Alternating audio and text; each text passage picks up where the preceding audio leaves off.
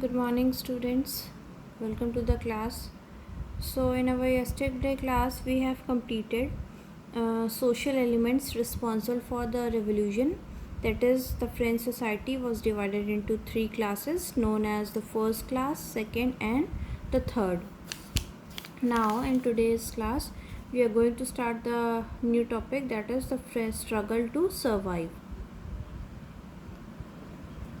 The population of France rose from about 23 million in 1750 to 28 million in 1789. This led to the rapid increase in the demand for food grains.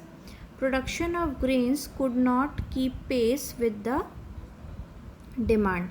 So the population of France rose from 23 million to 28 million.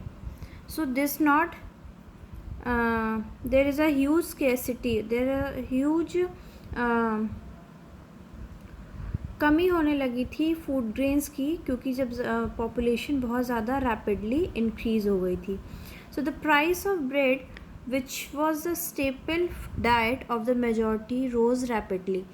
If the population increases and the demand for food grains also increase, so this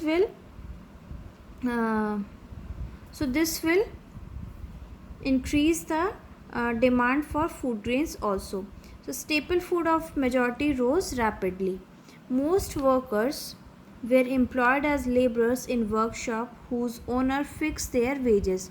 Most of the workers in the France of the poor class were hired by the employers or the landowners as laborers in their workshop, where owner fixed their wages, where a fixed amount of money paid to them, but wages did not keep pace with the rise in price. So the wages do not increase even if the price of food grains increase. Wages is fixed. So the gap between the poor and the rich widened. If suppose that अगर आप कहीं पे work कर रहे हो और आपकी जो सैलरी है वो एक फिक्स्ड है, वो इंक्रीज़ नहीं की जा रही है, बट जो फूड ग्रेन्स जो मार्केट में अवेलेबल हैं या vegetables fruits what ever the necessity or the food products are available in the markets are day by day getting in higher prices, then the gap between the rich and poor are becoming widened, और gap जो है rich और poor के बीच में वो और बड़ा होता जाता है. Things became worse whenever thought or hail reduced to harvest. The condition got worse when drought or hail reduced the harvest. Whatever the farmers or the peasants work in the farms or in the works as an agricultural laborers, when there were drought or hail, snowfall occur, there was a huge damage to the crops, and this caused the situation more worse. This led to a subsistence crisis, something that occurred frequently in France during the old regime. A growing middle class envisages an end to privileges. In the past, peasants and workers had participated in revolts against increasing taxes and food scarcity, but they lacked the means and program to carry out full-scale measures that would bring about a change in the social and economic order.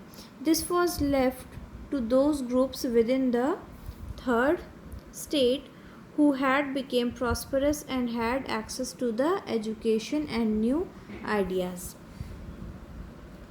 So जो भी peasants थे, past में workers थे, the farmers are participated in the revolt. There was revolt against the high prices of food grains and the increasing of high taxes.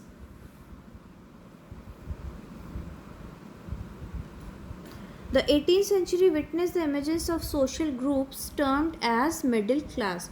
So there was a group um, emerged in the 18th century, and that was known as middle class or the working class, who earned their wealth through expanding overseas trade and from the manufacture of goods such as wooden and silk textile that were either exported or brought by the richer member of the society.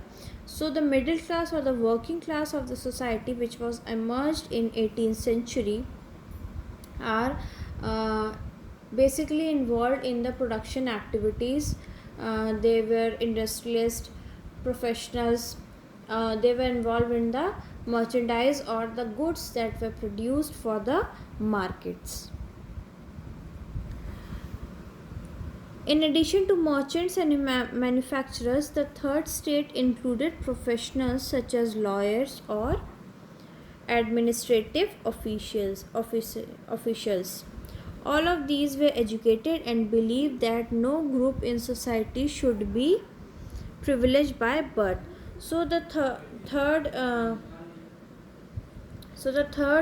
group that was emerged in 18th century, that is middle class, were engaged in lots of manufacturing activities, industrialist activities, business, and the professionals. They were educated and they believed that there should not be any special rights or any special powers to the people by their birth, like the royal families, like the son or daughter of a royal family get. Rather, a person's social position must depend on his merit. These ideas envisaging a society based on freedom and equal laws and opportunities for all. So there were a demand for freedom and equality, laws and equal opportunities for all were put forwarded by philosophers such as John Locke and Jean-Jacques Rousseau in his two treatises of government. Locke sought to refute the doctrine of divine and absolute rights of the monarch. Okay, leave this portion.